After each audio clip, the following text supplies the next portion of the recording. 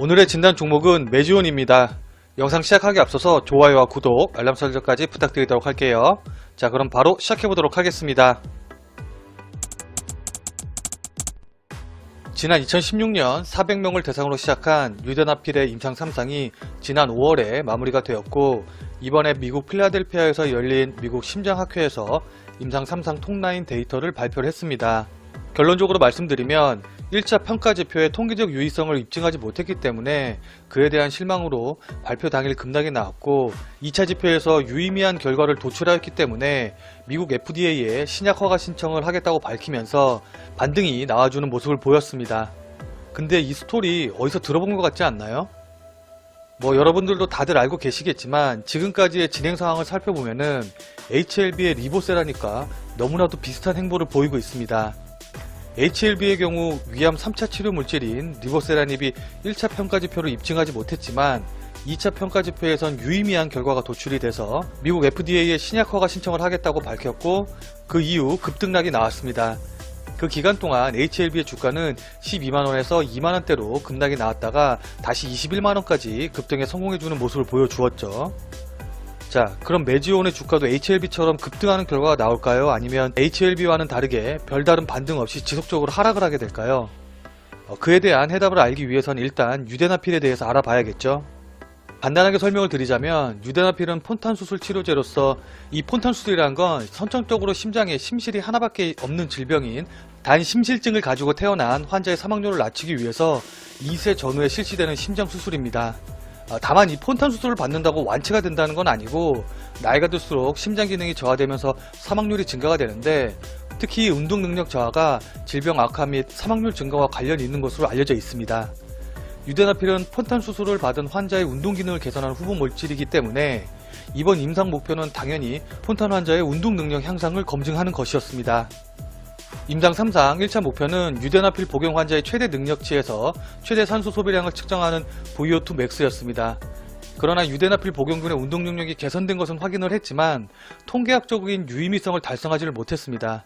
반면 2차 지표에서는 유의미한 결과가 도출이 되었는데, 유산소에서 무산소로 바뀌는 시점에서의 산소 소비량을 나타내는 2차 지표인 VO2 VAT는 유대나필 복용군이 2.9%가 향상이 되었고 위약군이 1%가 감소하면서 통계적으로 유의미한 차이를 나타냈습니다.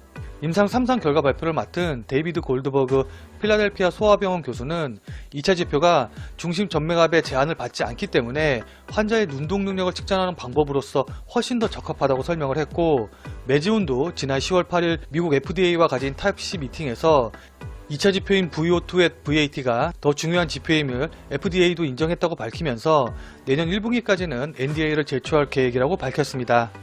또한 박동현 메지온 회장은 폰탄수술 치료제 유대나필은 미국 시장에 진출한 첫 국산 희귀약품이 될 것이라고 성공을 확신을 했고, 또 이런 관련 내용을 회사 홈페이지에도 공지사항으로 올려놓은 사항입니다.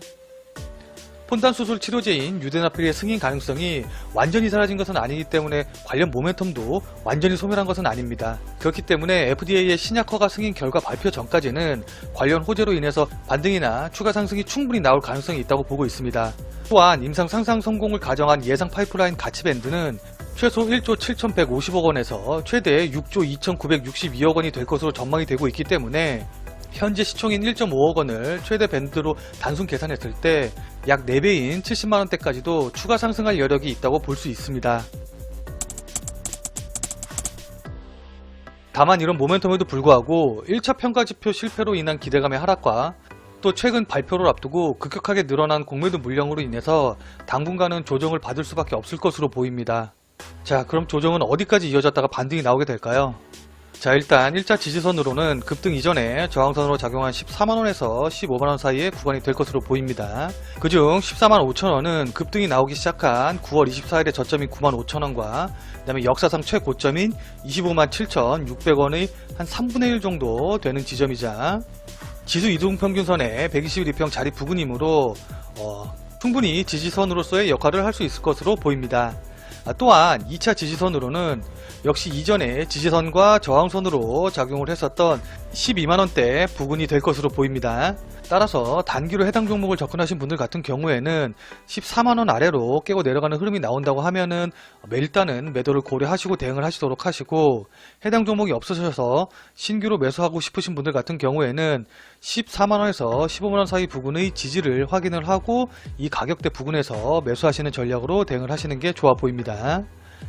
또한 단기로 매수하신 분들은 1차 목표가로 직전 고점 자리 부근인 24만원을 목표로 잡고 대응을 하시고, 매지원을 장기로 보고 접근하신 분들은 상장 이후 최고가인 25만 7,600원을 돌파하는 흐름이 나와준다고 하면은 최대 70만원까지는 끌고 간다는 마음을 가지고 관련 뉴스를 확인하면서 대응을 하시는 것이 좋을 것 같습니다. 혹시라도 FDA 승인 실패 소식이 나오게 된다면 아무리 장기로 끌고 가시는 분이라고 하시더라도 바로 매도해야 되는 건 당연히 알고 계시겠죠. 이것으로 매지원에 대한 영상을 마무리 짓도록 하겠습니다. 오늘 내용이 도움되신 분들은 왼쪽에 구독하기 버튼 누르셔서 다음에 올라온 영상 빠르게 확인해 주시고, 오른쪽에 다른 영상들도 확인해 보시고 투자의 새로운 아이디어 삼으시길 바라도록 하겠습니다. 끝까지 시청해 주신 여러분 대단히 감사합니다. 다음에 또 봬요.